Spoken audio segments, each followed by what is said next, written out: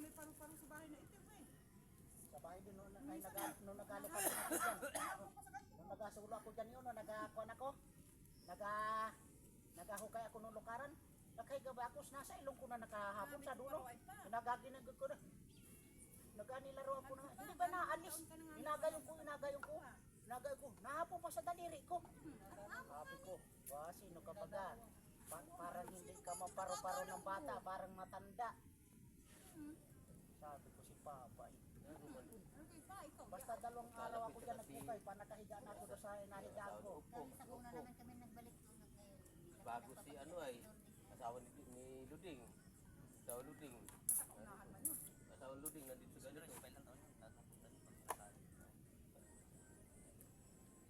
Balikan mo ni Dino sa una. Sarap matulog po, presko. Kaya nga.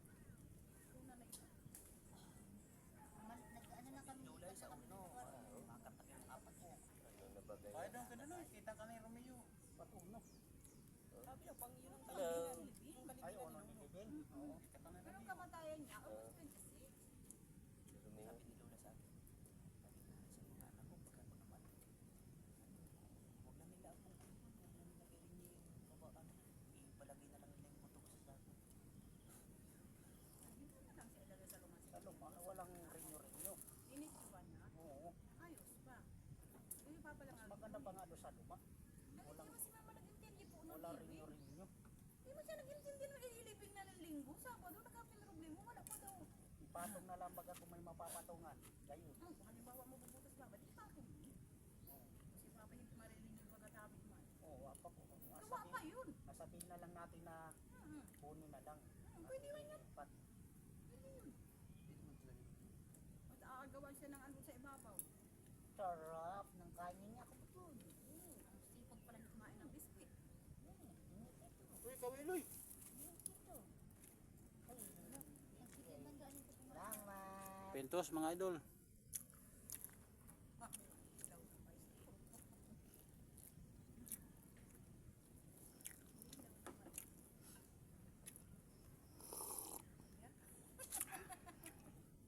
Sabi mo ito. Ito ang pinggan ng Pinapromote mo yung Nescafe. mga Koreani. Hindi ka Oh. Nescafe yan.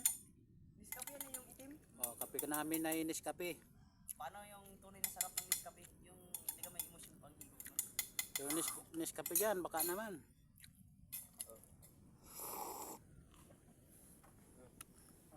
Parang kalaki. Lakas ba? Mais yan ang pula. Niyad-yad.